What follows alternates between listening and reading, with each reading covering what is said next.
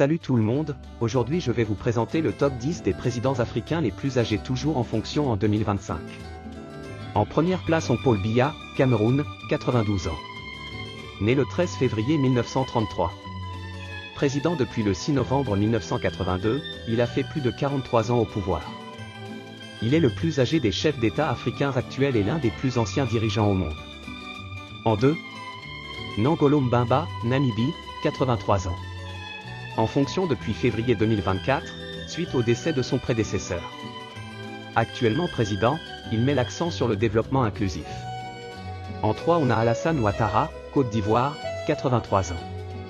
Président depuis 2010, économiste de formation, connu pour relancer l'économie nationale après crise plus connue sous le nom de ADO.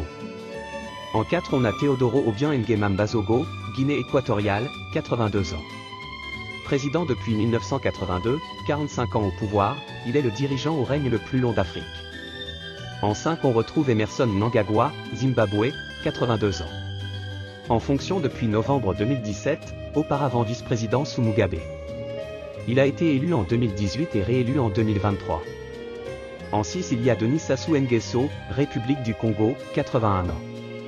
En poste depuis 1997, après une première période antérieure et une prolongation persistante au pouvoir. En 7. Joseph Boakai, Libéria, 80 ans. Président depuis 2024, élu suite à la fin du mandat de George Weah, axé sur la reconstruction et l'intégrité gouvernementale. En 8 se trouve Yoweri Museveni, Ouganda, 80 ans. Dirige le pays depuis 1986, plus de 39 ans au pouvoir, l'un des plus anciens chefs d'État au monde toujours en exercice. En 9. Abdelmadjid Tebboune, Algérie, 79 ans. Élu président en 2019, il fait face à des réformes politiques et sociales dans un contexte d'attente forte de la population. Et enfin 10. Ismaïl Omar Guelleh, Djibouti, 77 ans. En fonction depuis 1999, sa longévité au pouvoir lui attribue une influence majeure dans la région, malgré des critiques sur le manque de pluralisme politique. Continue avec le top 7 des plus jeunes dirigeants africains en fonction. En 1 on trouve Ibrahim Traoré, Burkina Faso, 37 ans. Né en mars 1988, il a environ 37 ans.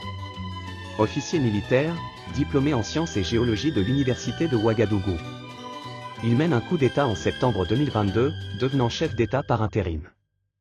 Il oriente le pays vers une posture anti-occidentale, se rapproche de la Russie et fonde l'Alliance des États du Sahel. Au pouvoir depuis octobre 2022, soit environ 3 ans. Numéro 2. Mahama Idriss Déby Itno, Tchad, 41 ans. Né en avril 1984, il compte environ 41 ans. Général 4 étoiles, il succède à son père en avril 2021 comme président du Conseil militaire de transition. Il privilégie la sécurité et la stabilité régionale, notamment dans la lutte contre le terrorisme au Sahel. Au pouvoir depuis avril 2021 soit 4 ans. Numéro 3.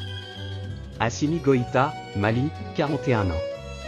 Né en 1983, il a environ 41 ans. Colonel des forces spéciales, il devient président intérimaire en mai 2021 après 2 coups d'État, 2020 et 2021.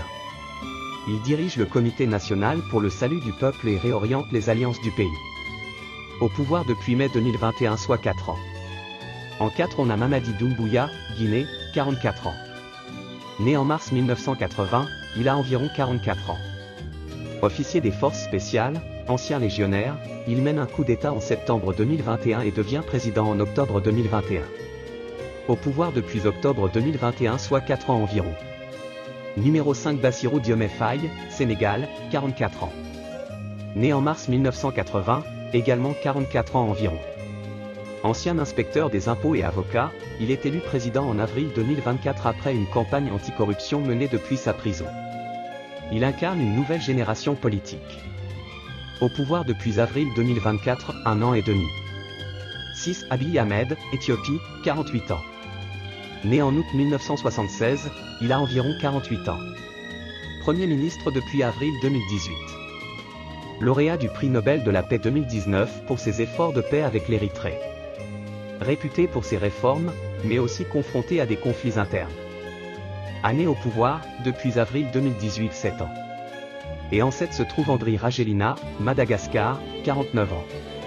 Né en mai 1974, il a environ 49 ans. Homme d'affaires et ancien maire, il dirige un gouvernement de transition de 2009 à 2014, puis est élu président en 2019. Au pouvoir, depuis 2019, après retour en fonction, soit 6 ans.